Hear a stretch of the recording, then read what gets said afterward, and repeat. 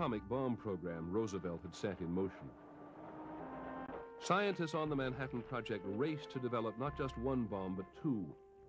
The simpler would use a rare form of uranium. The more complicated would use plutonium. Either, they knew, would be a terrible force.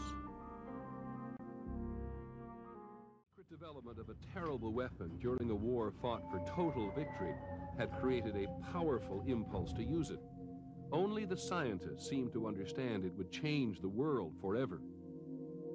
On the eve of its success, some of them felt increasingly trapped between their ominous invention and the political leaders who would determine its use. They wanted to, if you will, play fair with the Japanese and warn them, not kill civilians, if the weapon itself would scare them into surrender.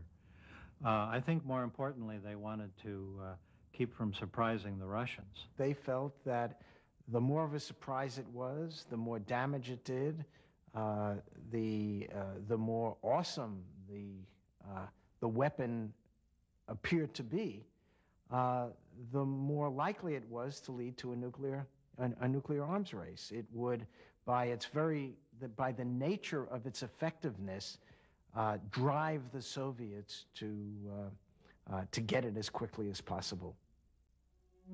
The most outspoken of the scientists was Leo Szilard, a Hungarian emigre who, along with Albert Einstein, had written the letter that convinced Roosevelt to build the bomb in the first place. In 1945, Szilard was again looking to the future. He set out on a mission to save civilization, not from the Nazis this time, but from the bomb. He was determined to meet the president. He and two colleagues were told instead to travel to Spartanburg, South Carolina to meet Mr. Atomic Bomb, James Burns. They had no idea who he was. This would be virtually the only meeting in the spring of 1945 where someone argued against dropping the bomb.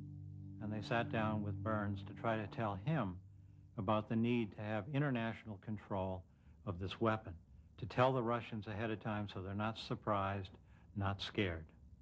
And he was talking to just the wrong man.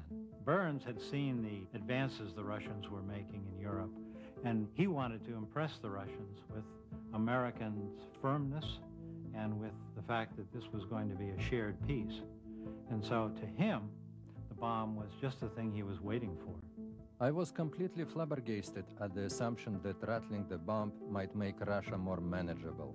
I was concerned at this point that by demonstrating the bomb and using it in the war against Japan, we might start an atomic arms race between America and Russia, which might end with the destruction of both countries. The physicists were to Jimmy Burns political naïves.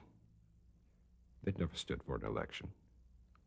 They would never have to face the mother of the textile worker who had been killed in Okinawa, and did not think in terms as Burns thought, which Burns thought almost exclusively in political terms. Now one could ask, what point did politics have in this meeting? And I think that Burns would have replied, everything. Burns went on to dominate the debate within the federal government, and having met with somebody like Szilard, he decided, in fact, that his views were true. He could dismiss these people as being crackpots, as being somehow preoccupied with something that didn't matter. And so it probably gave Burns an assurance to carry forward just the policies that Szilard feared he would carry forward. I was rarely as depressed as when we left Burns' house and walked toward the station. I thought to myself how much better off the world might be had I been born in America and become influential in American politics, and had Burns been born in Hungary and studied physics. Szilard would not give up. In the weeks before the bomb was dropped, he would enlist the support of 68 other atomic scientists, urging the president to reconsider its use. President Truman never saw their petition. Months and years later, when he appeared in public, he would make light of this by saying, the public is fascinated by mass murderers, and I'm a mass murderer. He said this in his ironic and almost uncontrollable way of making light of things that bothered him deeply, but I think he did see himself for the rest of his life as a mass murderer.